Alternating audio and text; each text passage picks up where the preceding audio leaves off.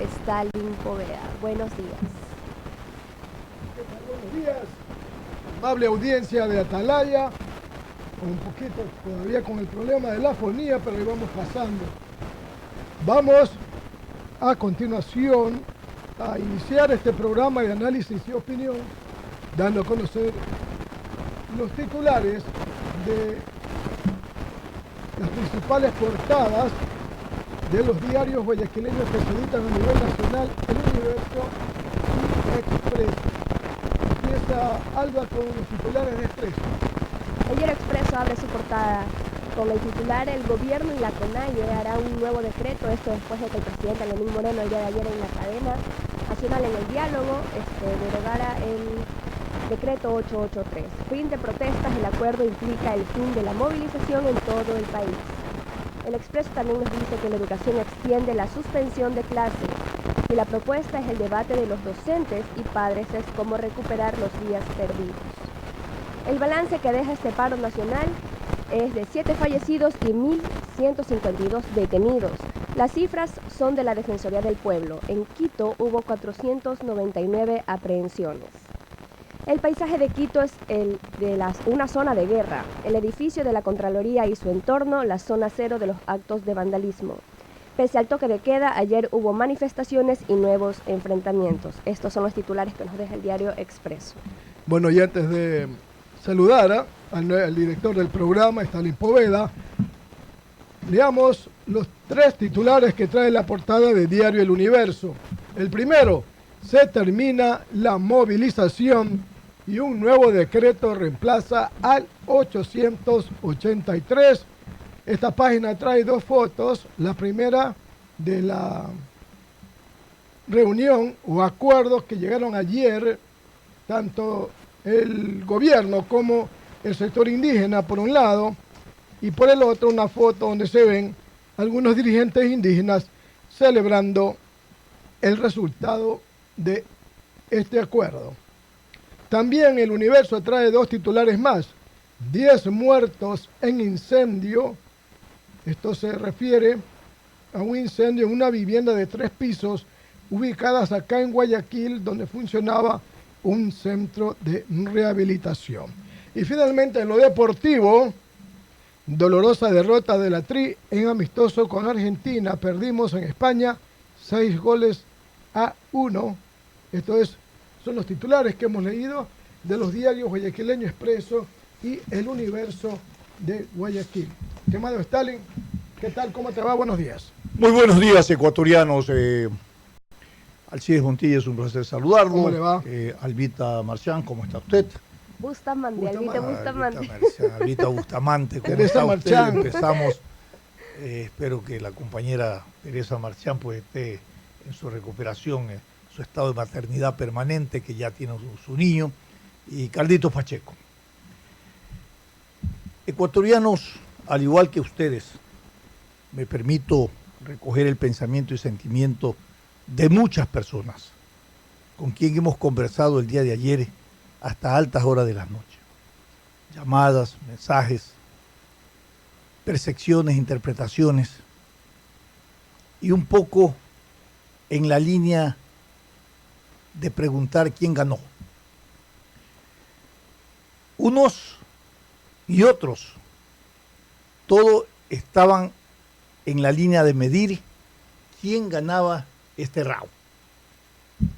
Un round de anarquismo, un round de violencia, un round de delincuencia y un round de chantaje y extorsión al que sometieron al Estado ecuatoriano y al gobierno. Y por cierto, en esto no hay ganadores ni perdedores. Quiero decirles que era necesario, después de 12 días,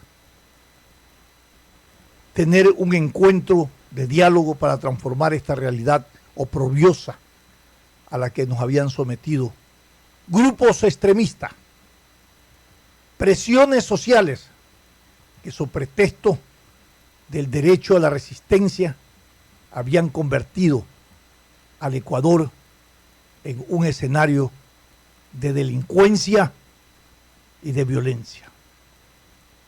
No tengo empacho en decirlo porque eso es lo que vivió el país. Que después hubo que separar y determinar que los indígenas se dieron cuenta que dentro de su presión social y su movilización había un caballo de Troya, mi querido Alcides. Y ese caballo de Troya eran los conspiradores a tiempo completo, a sueldos, que metieron en medio de estas movilizaciones del movimiento indígena, pusieron a hombres y mujeres, grupos subversivos, delincuentes, personas con experiencias en guerra de guerrilla, porque lo que demostraron en todo el desarrollo de esta movilización y presión social, que fue rebasada por la delincuencia organizada, claramente determinada, demostraron que lo que había que llevar al país era al caos para pescar a río revuelto y poner en marcha sus protervos intereses de la conspiración y de poner a través de un golpe de Estado al presidente Lenín Moreno y su gobierno. Esto no pasó y a tiempo se descubrió. Tomaron conciencia no solamente los indígenas de que estaban siendo utilizados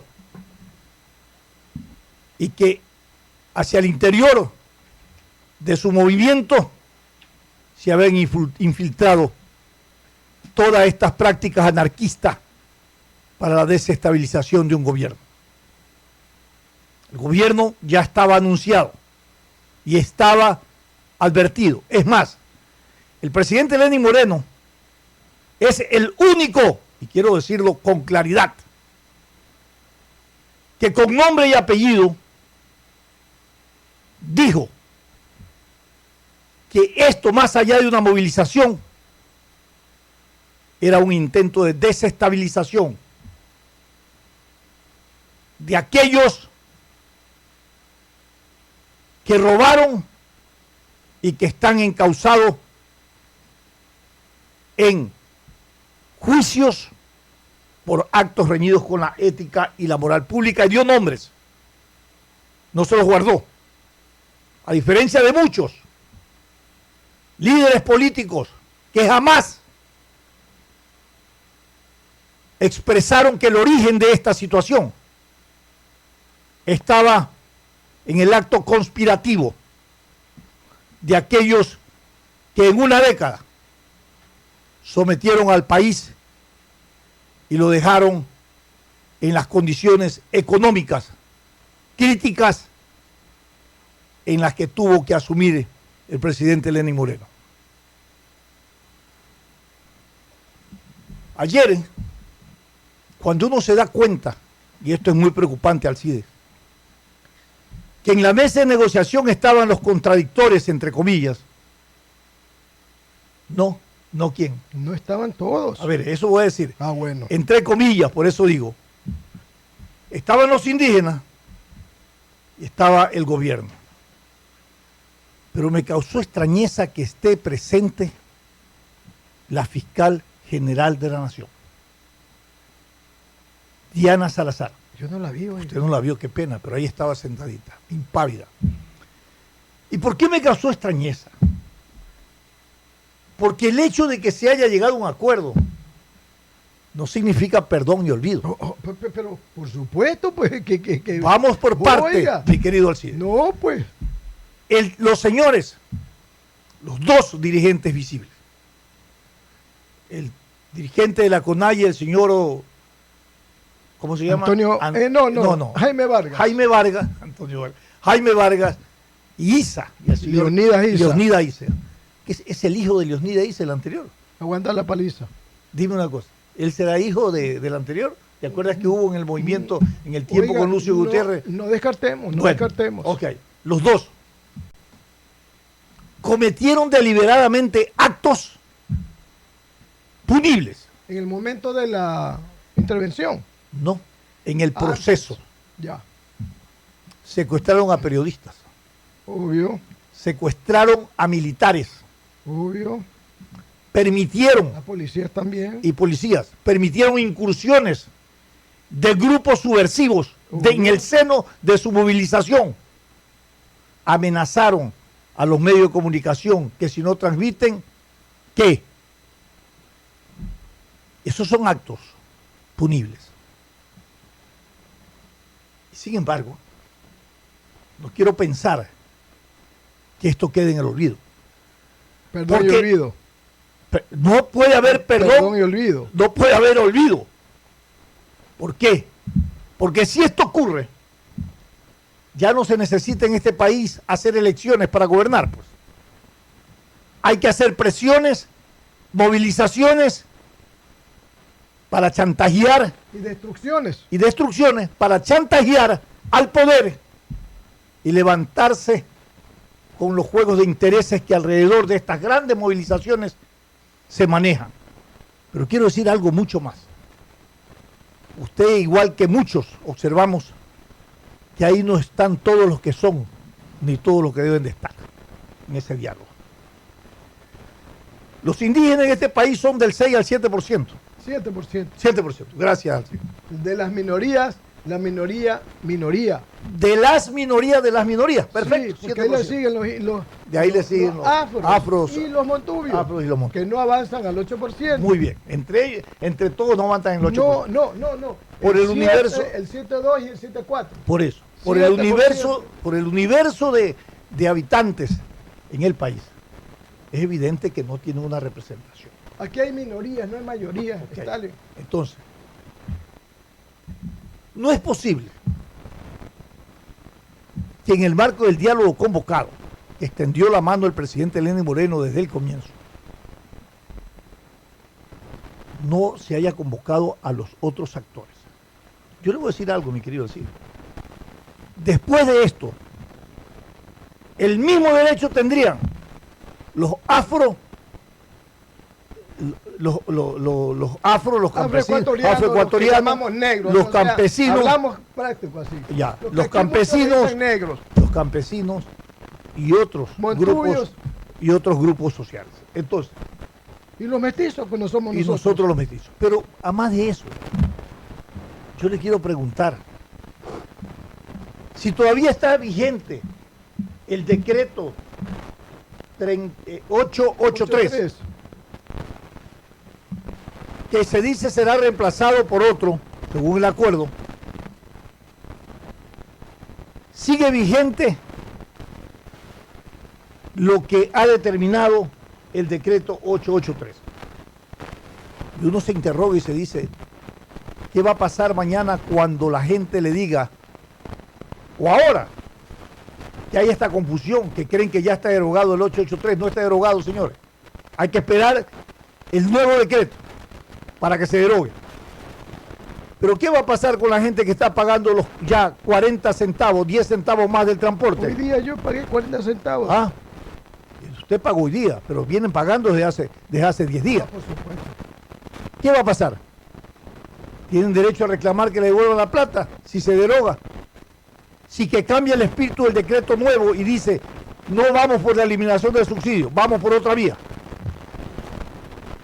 ¿Qué va a pasar entonces con los transportistas? Los transportistas van a decir, y tendrían el mismo derecho, señor, recíbanos, porque lo vamos a amenazar con una nueva paralización. Sí. Y el caos en el país continúa. Yo creo que no es la manera como debió haberse asumido este diálogo. Es más, yo le pregunto por qué no está el vicepresidente. No estuvo en esa mesa. Y le voy a decir por qué. Están los campesinos y los indígenas de la costa. Ya lo dijimos. Ya lo dijimos. Pero es rarísimo que el presidente Lenín Moreno exclame y proclame el gran trabajo que ha hecho el vicepresidente en el diálogo social y no lo pone justamente frente a ellos con quien había dialogado y todos los actores para que realmente puedan conciliar y ver cuáles son las negociaciones a las que deberían llegar. Presentamos a nuestro primer invitado, el coronel Lucio Gutiérrez Burbúa. Nos conectamos con él vía telefónica. Buenos días. Coronel Lucio Gutiérrez está en poder de salud, Alcides también está con la mesa, en esta mesa de diálogo, Alcides Montilla y también Alba Bustamante. Queremos un poco abordar este tema y pedir sus primeras lecturas respecto al diálogo y a la negociación que el gobierno tuvo en la noche del día de ayer con la CONAIE. ¿Cuál es, de su visión y de su experiencia como gobernante y también inmerso en algún momento en este tema de una presión social a nivel del movimiento indígena, ¿no? ¿Cuál es su visión sobre la negociación y la necesidad de que en el país se instaure no una violencia de hecho, sino un respeto a un Estado de Derecho? Porque pareciera ser que estas negociaciones fueron más que un diálogo, un chantaje. Era necesario porque el país necesitaba la paz, pero nosotros decimos que no debe haber perdón ni olvido frente a las prácticas y a las condiciones con que se desarrollaron y sometieron al país durante 11 días de violencia y de delincuencia organizada por un lado y de presión y de demanda social por otro lado. Buenos días y bienvenido, coronel Lucio Gutiérrez. Buenos días, muchísimas gracias por esta oportunidad. Un saludo al pueblo guayaquileño y a todos los ecuatorianos. Comenzaré mi intervención felicitando especialmente a los indígenas, quienes lucharon a favor del pueblo ecuatoriano. Igualmente mi felicitación a Fuerzas Armadas y a la Policía Nacional, que durante 12 días estuvieron controlando los actos vandálicos, la delincuencia organizada que trataba de destruir las ciudades de nuestro país. También al gobierno por esa sensibilidad de aceptar un pedido del pueblo ecuatoriano, que es la de revisar el decreto con la finalidad de focalizar el subsidio y evitar el contrabando de combustibles hacia nuestros países vecinos. Ahora sí, ecuatorianos, a trabajar, ahora sí, sanción ejemplarizadora a los vándalos, a los que realizaron actos terroristas, a los que incendiaron la Contraloría General del Estado y que definitivamente no eran indígenas y que definitivamente ellos no estaban porque se derogue el decreto que liberalizó el precio de los combustibles. Ellos estaban por crear el caos en el Ecuador. Ellos estaban, me refiero a los vándalos, tratando de desestabilizar al gobierno nacional. Ellos claramente estaban financiados, ellos fueron preparados, ellos fueron entrenados con anticipación para generar el caos en todo el territorio nacional. ¿Financiado, ahora, preparado por quién?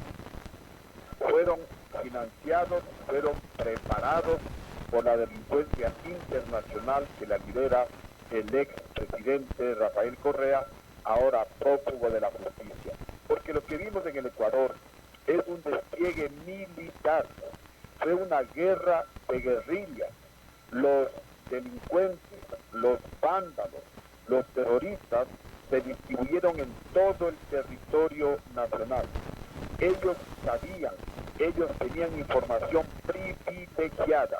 Y ahora sí, señor presidente de la República, tiene que descorreizar su gobierno. El gobierno de Lenín Moreno está plagado de correístas. Son ellos los que desde adentro del gobierno conspiran contra el gobierno de Lenín Moreno. Son ellos los que les dan información precisa a Rafael Correa y a los asesores que prepararon todos estos actos delincuenciales. Y entonces aquí la pregunta es, Lenín Moreno, o usted no se da cuenta, o está ciego, o sus asesores no les pasan información, o hay actos de complicidad. Ya, pero la otra interrogante, coronel, es ¿qué pasa con la inteligencia de un gobierno, de un Estado? Si todo esto que usted dice es efectivamente donde se inicia el tema. ¿Por qué esto no fue detectado con anterioridad? Justamente eso es lo que nos preocupa. ¿Qué es lo que pasó?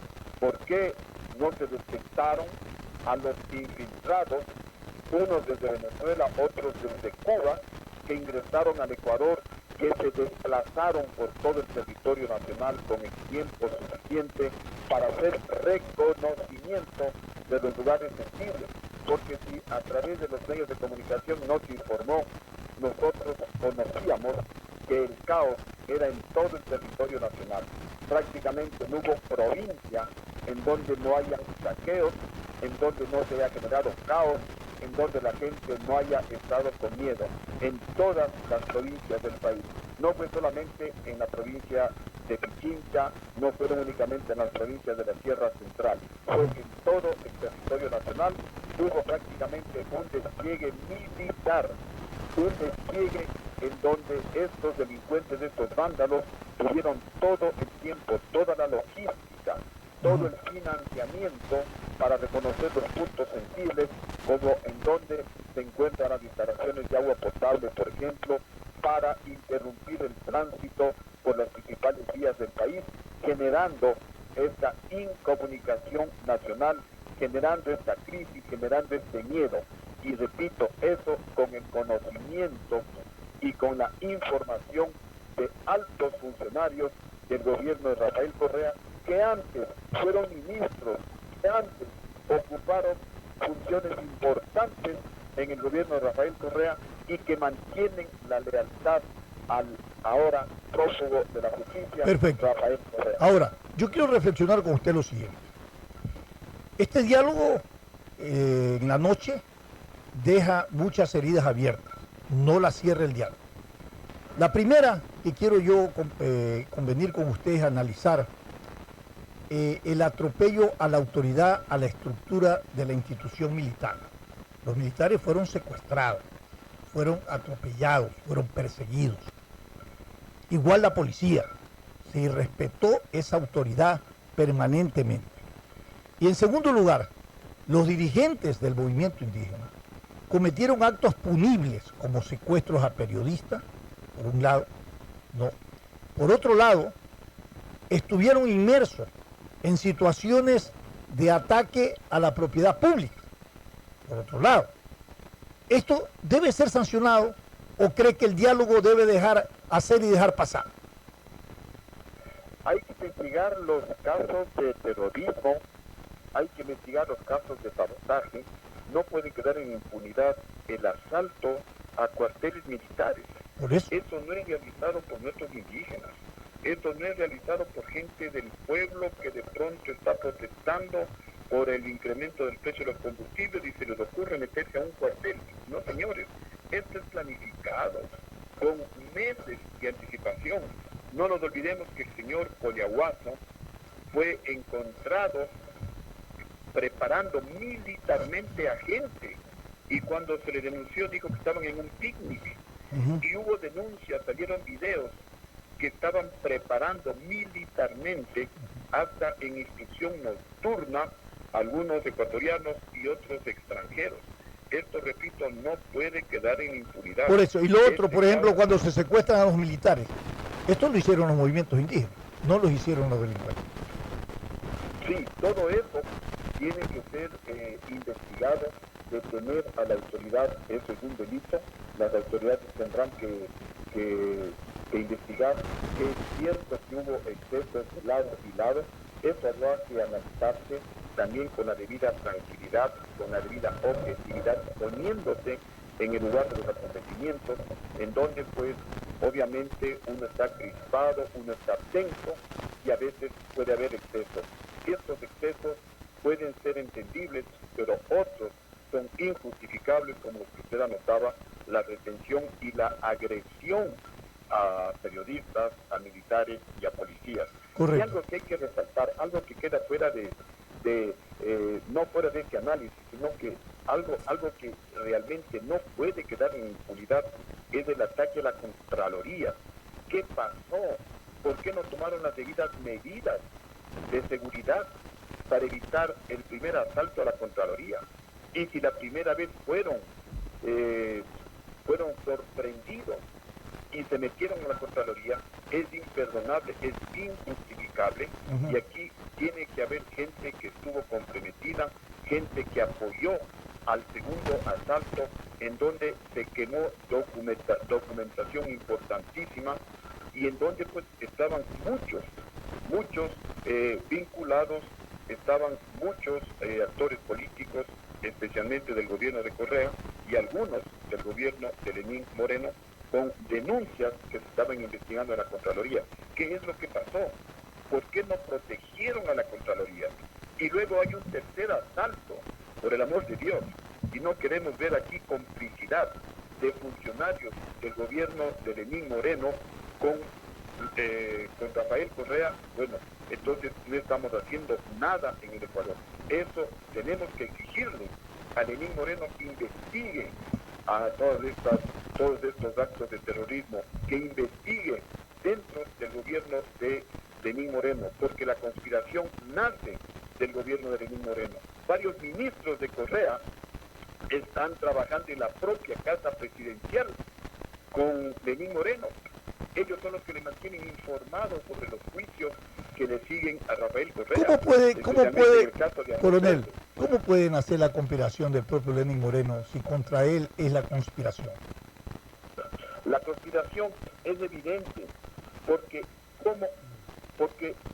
estos actos vandálicos, este caos generalizado, no se lo puede realizar de la noche a la mañana.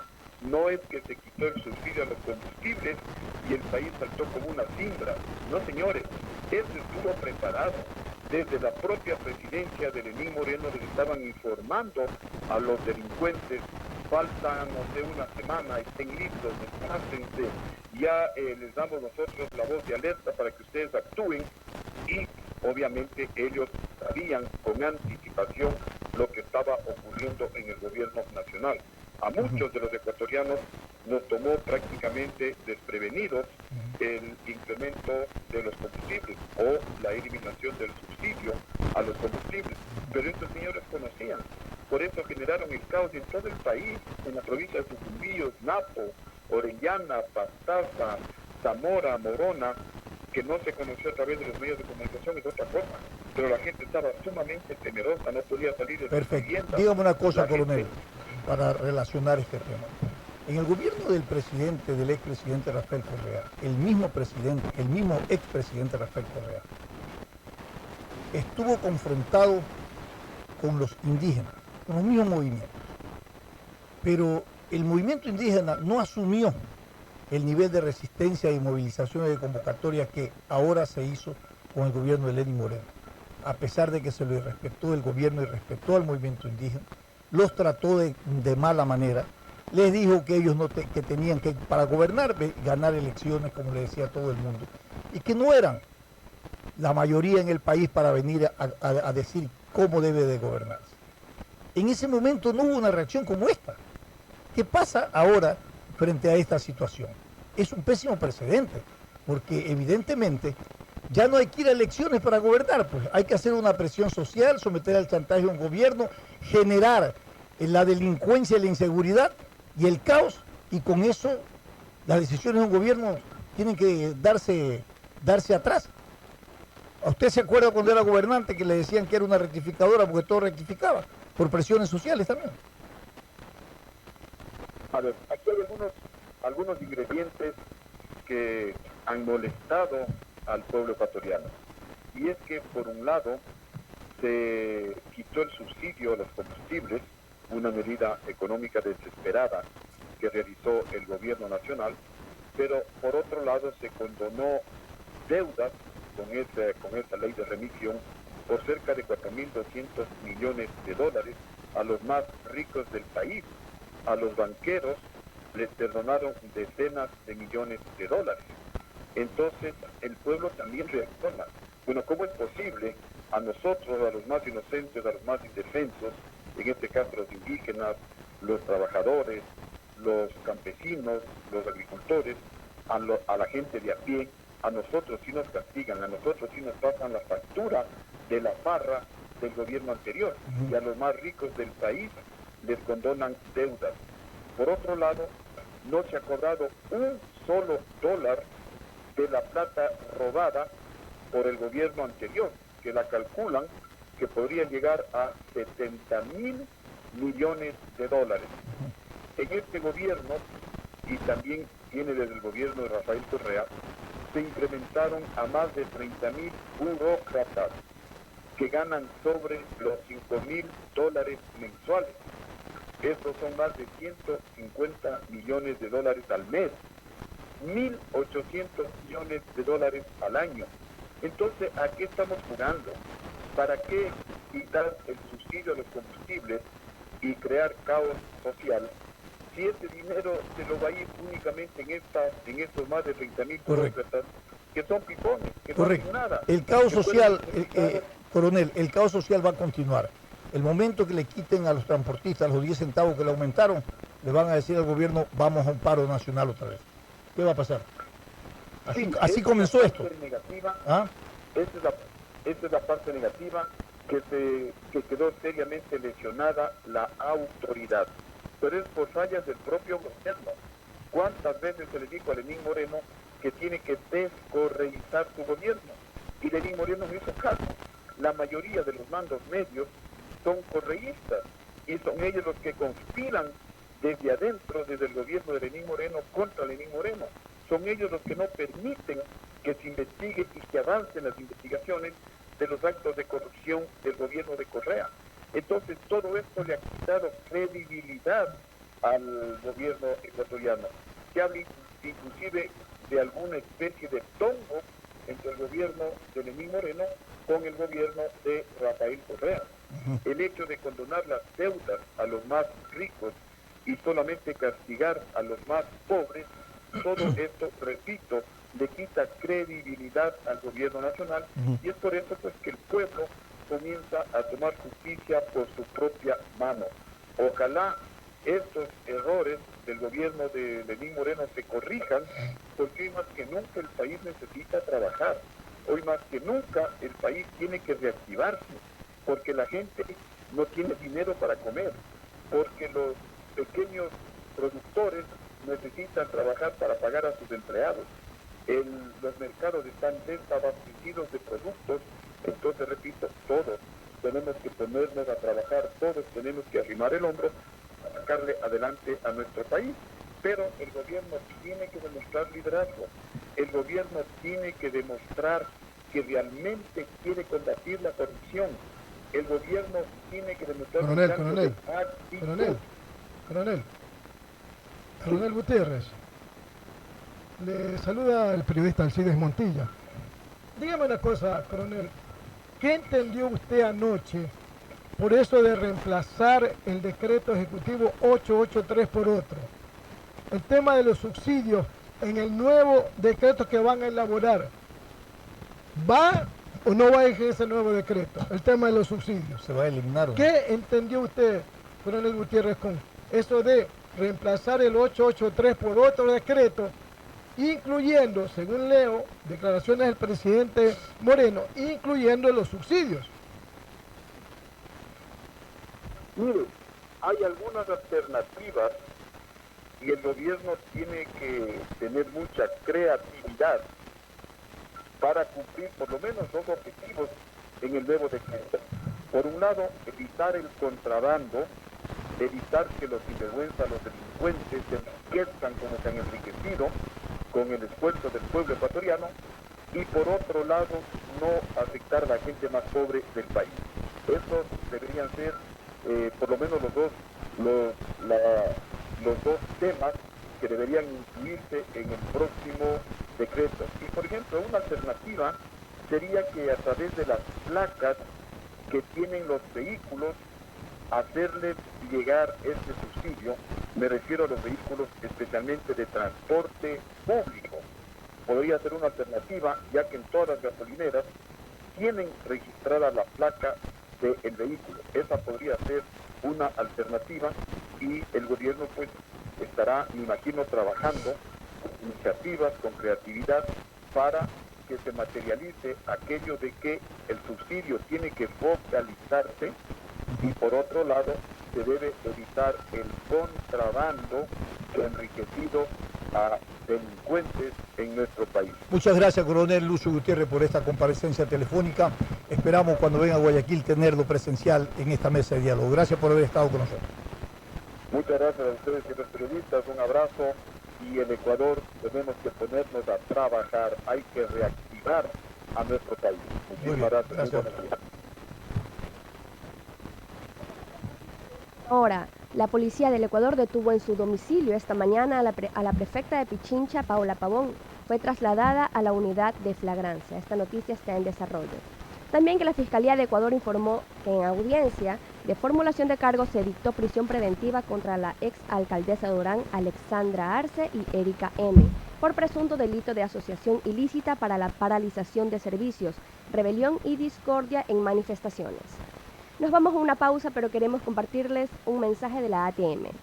El retorno elevado que se construirá en la avenida Rodríguez Bonín para eliminar el retorno frente a Jardines del Salado y así descongestionar la vía es parte del camino de innovación de la ATM y la Alcaldía de Guayaquil. Sigamos recorriendo el camino de la innovación juntos. Este es un programa de OP. Tenemos también a nuestro segundo invitado, el doctor Vicente Tayano Basante, asambleísta por el Guayas del Partido Social Cristiano. Bienvenido.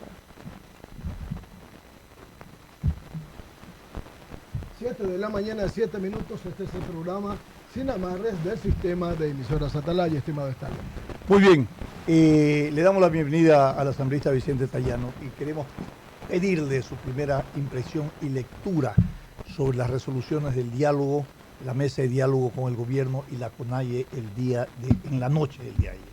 Buenos días y bienvenidos. ¿Qué tal, Stalin? El CIES, buenos días. ¿Cómo le va? Buenos días. Gracias por el espacio, un saludo para ustedes y sobre todo para quienes nos escuchan esta mañana. Bueno, yo creo que al final de este largo proceso hay algunas conclusiones y la primera lectura que definitivamente con la calma gana el Ecuador. Muchos ciudadanos hoy pueden al menos trasladarse con normalidad y con relativa seguridad hacia sus lugares de trabajo, hacia sus actividades cotidianas, y ese es un buen punto de partida, pero el análisis tiene que ser mucho más profundo. Yo creo que hay muchas cosas que quedan en el aire, hay muchas indefiniciones, muy pocas precisiones ante un acuerdo en el que no debió haberse manejado de la manera en que se manejó. Primero, una exposición pública, algo así como un reality político, lo que vimos el día de ayer.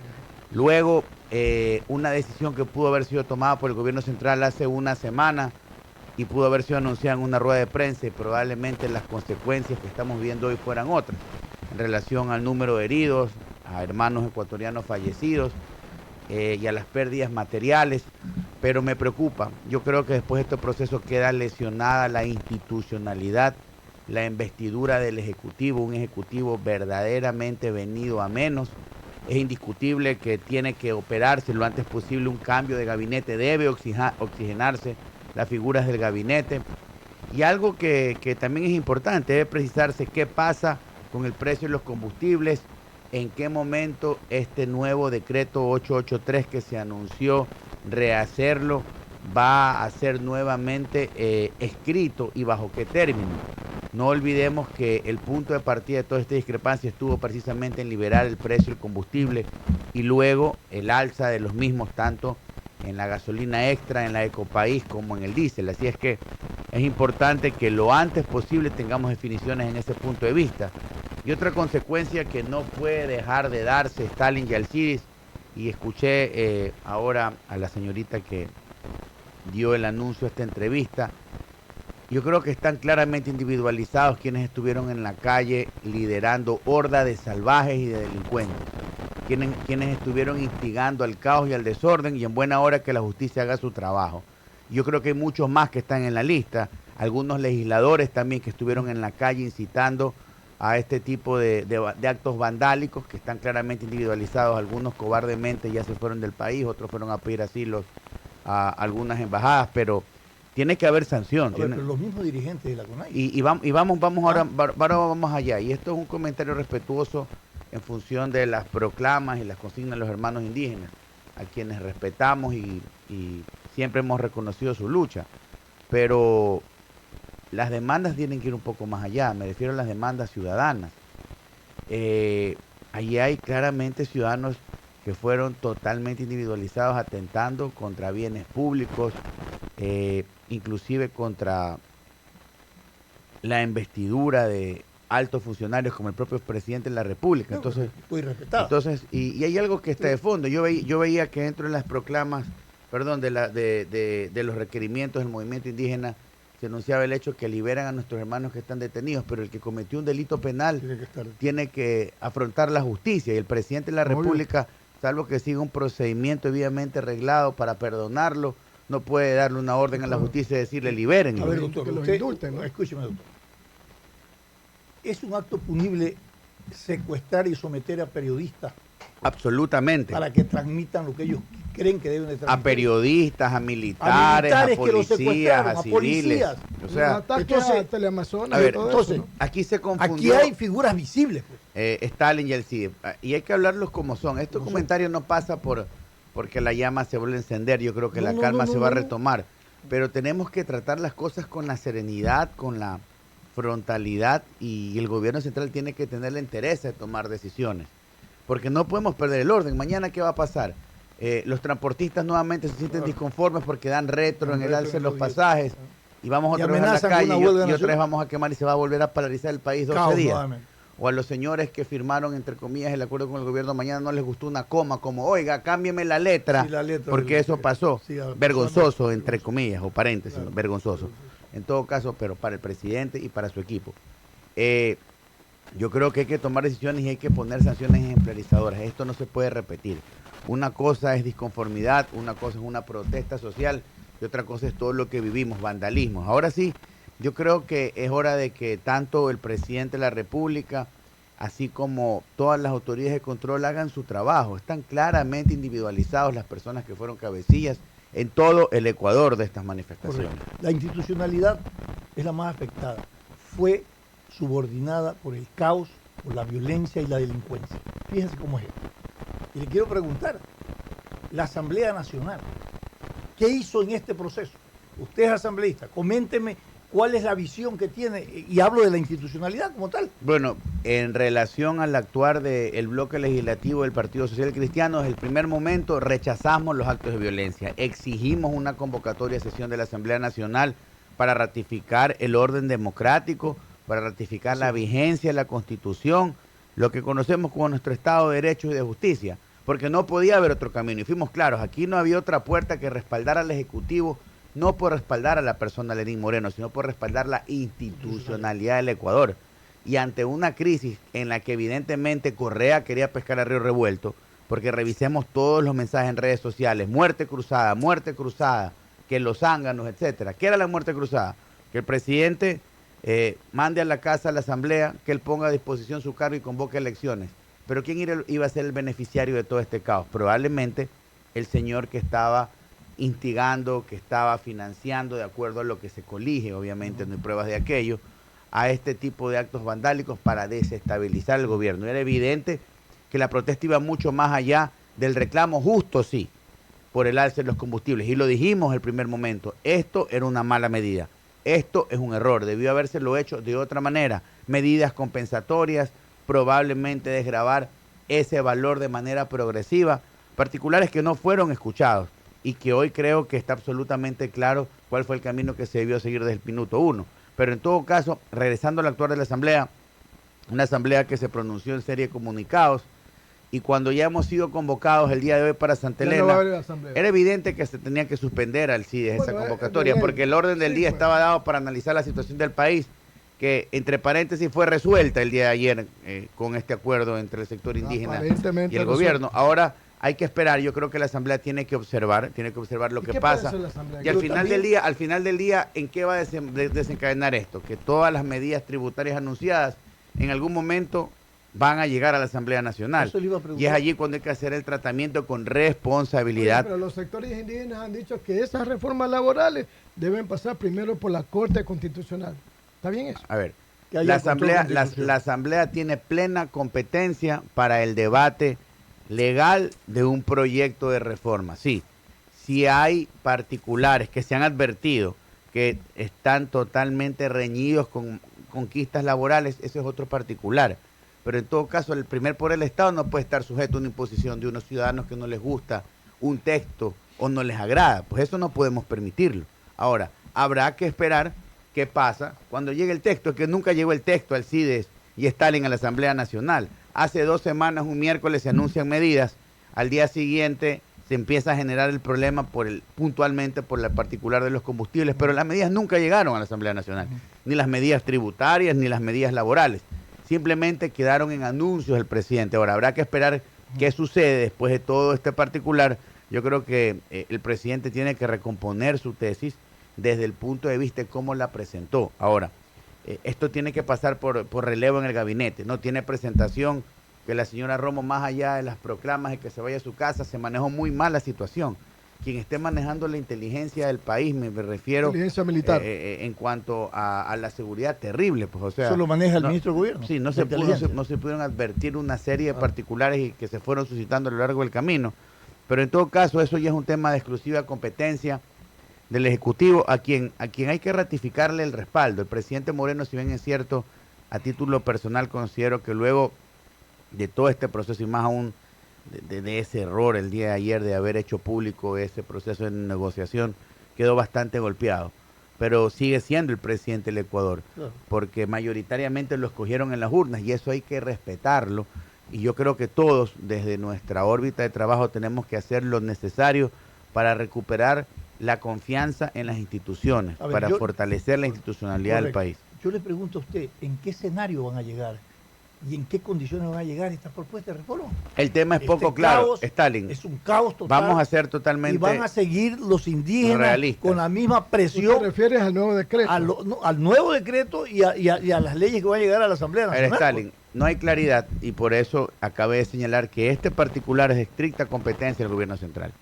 Ellos tienen en su cancha, como se dice en palabras sencillas, el reescribir lo que van a remitir a la Asamblea Nacional, en función no solo del acuerdo, sino de todo lo que ha venido pasando estos últimos 12 o 13 días en el Ecuador.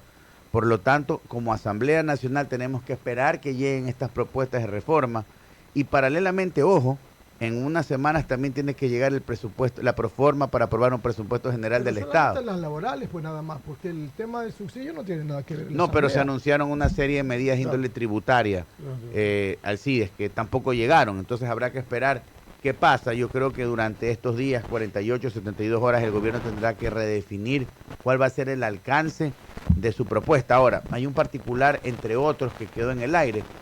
Si bien es cierto, esto se origina por una carta de intención suscrita con el Fondo Monetario Internacional. El requerimiento del movimiento indígena era no acuerdo con el Fondo Monetario Internacional. Habrá que ver qué pasa con aquello. Estábamos esperando, entiendo, un nuevo desembolso, alrededor de 250, 300 millones más o menos.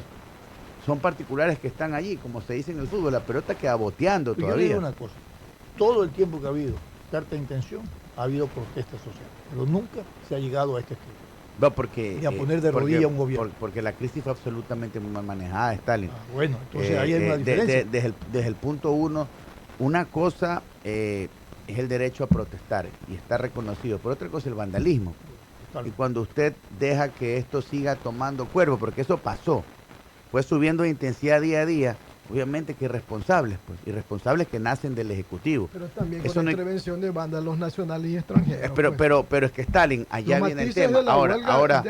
Ahora si hay algo que hemos de reconocer es el trabajo de la Policía Nacional también en todo este proceso, Stalin. Los militares también. Y allí la fuerza pública estuvo en la calle, estuvo batiéndose pueblo contra pueblo, porque al final del día eso es lo que terminó pasando en algunos lugares.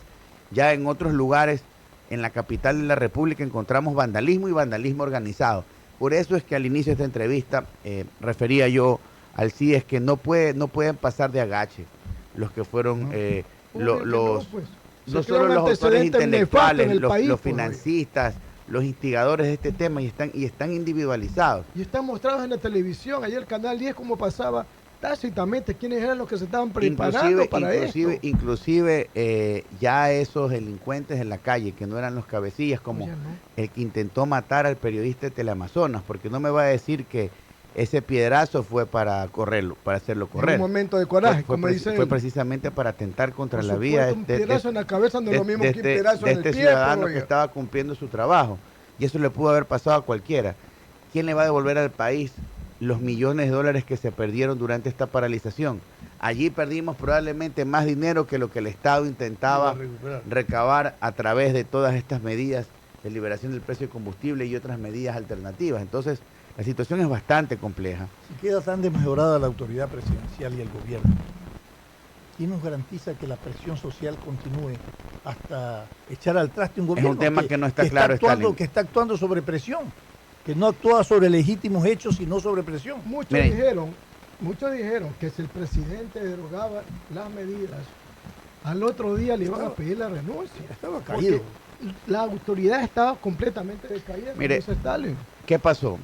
Salvó el gobierno, salvó su estancia en el poder, el hecho de poder al menos conceptualmente concluir un periodo. Pero ¿cuáles son los resultados de esa negociación? Porque tenemos que pensar en las consecuencias. Ok, aquí estamos iniciando una entrevista en las primeras horas luego de haber firmado, entre comillas, un acuerdo que nos restablece la tranquilidad. Pero los problemas económicos siguen siendo los mismos o más agravados, porque si volteamos la mirada a la calle, las cosas están exactamente igual. Y con algunos agravantes en algunos lugares, por los destrozos públicos, por la subida de precios. Es una serie de particulares. Ahora usted cree, vaya, pues a los mercados va a regresar el precio de los productos de primera necesidad al lugar al valor inicial. Hay algunas cosas que todavía tienen que ser verdaderamente dilucidadas, de estricta competencia del gobierno central, y todos tenemos que hacer votos para que las cosas se den de la mejor manera. Era esto lo que pedía el exalcalde de la ciudad de Guayaquil, Jaime Nebot, cuando decía que al promulgar este decreto ejecutivo tenían que haberse tomado las previsiones para determinar hacia dónde van los recursos y tomar otras medidas que aplaque de alguna manera el descontento social. Absolutamente, y no todo y no solo aquellos, si ya sabían ellos, me refiero al Ejecutivo, hacia dónde iban las medidas que se iban a tomar, había que conversar pues con todos los actores vinculados para poder llegar a un consenso elemental, no lanzarla de la forma como se las lanzaron para imponerla.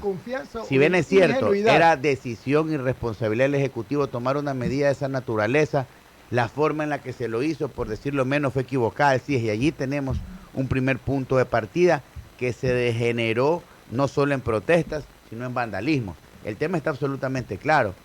Ahora Stalin, ya con la calma un poco, regresando a donde tiene que estar, las nuevas medidas que se tomen, si es que se las toman, tienen que ser totalmente pensadas, consensuadas, ojo, no tomadas bajo presión, que es lo que a mí me preocupa, más o menos como la pistola en la cabeza y firma, ¿no? Así es. Lamentablemente ese tema hay que analizarlo bien, porque tenemos que pensar no solo en el 7% de la población, pues mi amigo, tenemos que pensar en todo el Ecuador, y reitero, mi respeto a los hermanos indígenas, mi reconocimiento a su lucha histórica, a sus reivindicaciones, pero ayer yo escuché, y voy a hablar como si un sujeto que hablaba mi nombre, y yo no le escogí para que se pronuncie por mí, yo no escogí al señor Vargas para que piense por mí, o tome una medida por mí. Con esto no estoy siendo separatista ni absolutamente, pero tenía que haber indígenas en la costa para empezar. No, en ese diálogo, ¿dónde estaban el resto del Ecuador sentado allí? Dígame quién estaba allí sentado en función de los desempleados, que también son 5 millones y que también son parte del país. No ¿dónde estábamos nosotros? Y le voy a hacer una pregunta. A eso me refiero. Ahí estaba Diana Salazar, la fiscal general del Estado. Ya ese es un tema, ese es un tema de competencia de cada quien. Y el Contralor, pues que oiga, aparece pero, por ejemplo, nota, miren, otro razonamiento que se me viene en este momento a la mente. Si nosotros revisamos la línea del tiempo, hablando del anuncio de medidas económicas, más o menos transcurrieron 2 meses entre que el señor vicepresidente hizo el anuncio de que se iban a tomar medidas. Usted no me va a decir a mí que el Ejecutivo no podía prever que esta gente tenía 2 meses para hacer algo, porque todo este cúmulo de desorden, de violencia y de salvajismo que se dio, no se dio pues de un día a otro, mi amigo. Discúlpeme. Aquí hubo preparación y ellos estaban listos para salir a la calle a hacer esto si la medida era el combustible, la medida era el IVA. Vamos a ser claros. Las dos cosas, ellos tuvieron 2 meses más o menos para manejar el tema, y un gobierno que no tuvo capacidad de avisorar lo que pasaba, ni tuvo la posibilidad de reaccionar cuando las cosas se dieron. Y por eso la primera conclusión con la que empezamos esto. Hay que hacer cambios en el gabinete, que devuelvan la tranquilidad, que incorporen personas que tengan la capacidad de actuar, que tengan el poder de decisión, de poder encauzar problemáticas para que no se sigan lo mismo. A mí me preocupa que mañana cualquier persona discrepe y tengamos nuevamente el país paralizado. Es que es a eso quedó la puerta abierta. Es que a eso quedó la puerta abierta. Vicente, entonces que un espejismo del diálogo social. Porque lo vienen trabajando con todos los sectores. Yo creo que el diálogo siempre fue necesario, pero lamentablemente ese diálogo no tuvo el resultado necesario. De hecho, si usted revisa con detenimiento las declaraciones del señor Vargas el día de ayer, él dice que ya no le contestaban el teléfono hace un año, que hace 2 años el gobierno había tenido conocimiento de sus requerimientos, de sus preocupaciones y de sus demandas, y que no había pasado nada. Por lo tanto, allí hay varias cosas que analizar y esperemos que el presidente tome las decisiones que deba de tomar. Hay que respaldarlo. Nosotros no podemos permitir que se quiebre la institucionalidad. Yo creo que el presidente ayer se sentó a hacer lo correcto. La forma creo que fue la totalmente equivocada. El Ecuador no tenía por qué haber visto aquello. No digo que el Ecuador no podía enterarse, ojo, ni tener participación en aquello, pero ayer hubo una serie de situaciones que definitivamente dejan al presidente muy, muy mal parado. Vicente, en la propuesta de este gobierno amplio que debe ahora oxigenar el presidente, ¿van a estar los de la CONAIE? Van a ser ministro de Educación, van a ser subsecretario de Interculturales. Seguramente, creo que ese es lo que faltaba esa noche, si le venga yo lo nombro a usted, ¿no? Creo que creo que esa va a ser una imposición tácita. ¿No? Reitero, un poco contradictorio hablar de imposición de tácita, porque le están diciendo con nosotros toman las medidas, con nosotros. Y por eso yo pregunto, ¿y por qué yo, que yo también soy Ecuador, o usted o Alcide, nosotros también somos nosotros, por qué tampoco podemos ser parte de las medidas? Yo creo que es un secuestro al poder. Yo creo que es un secuestro al gobierno. No se puede el gobierno sentarse solamente con un grupo étnico, por multiplurinacional o multiétnico que sea el país, solo con ellos y resolver el destino del país. Yo creo que eso no está claro. Si el diálogo, Stalin, si el diálogo como se anuncia va a ser tan abierto y tan plural y tan variado, pues hay una oportunidad de escuchar a quien tienes que escuchar, claro, a todos. Y reitero, están totalmente individualizados los autores intelectuales, los cabecillas, los aupadores de este tema. Aquí no puede haber perdón. Yo tengo 39 años y creo que es que tengo 8 o 9 años, veo televisión, noticias, leo el periódico y nunca he visto una manifestación tan violenta, tan cruenta y tan criminalmente organizada en la calle como lo que vivimos en estos últimos 12 días. Y eso no puede pasar por alto. Y deben haber sanciones y debe haber cárcel para estas personas. Y que no solo sea una detención y que después de una semana simplemente no pasó nada y nuevamente estén en la calle haciendo lo mismo que hicieron durante todos estos 2 meses. Y ahora el gobierno tiene que rectificar, debe necesariamente darse un cambio de gabinete, una situación muy mal manejada, no solo es el Ministerio Pero más allá del cambio de Interior. gabinete, Vicente, para terminar, ¿por qué no es una oportunidad para convocar a todas las sensibilidades políticas, gremiales, económicas y plantear cuatro,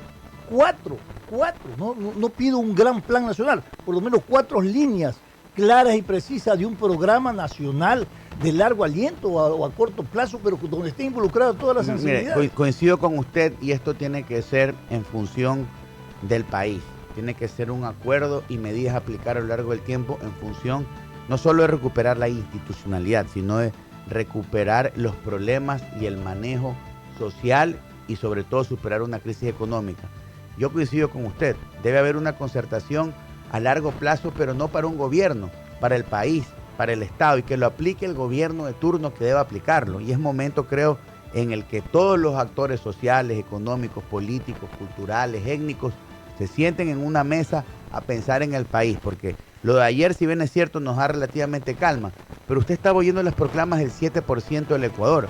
Usted sabe qué pasa en el hombre que está cuidando el carro en la calle, el señor que está en el mercado, el profesor, la ama de casa, ese estudiante que está saliendo de la universidad. Hay que escuchar a todos. El problema es que el problema va más allá del indigenado. Gracias al asambleísta Vicente Tallano por haber estado con nosotros, a ustedes por vuestra sintonía. Lo que continúa es Fernando Guayo. Sin amarres, Una mesa de diálogo donde sobresalen los temas de mayor interés social, económicos y políticos del país, sin amarres, bajo la conducción del sociólogo Stalin Poveda Granobles. Este es un programa de opinión, categoría O, apto para todo público.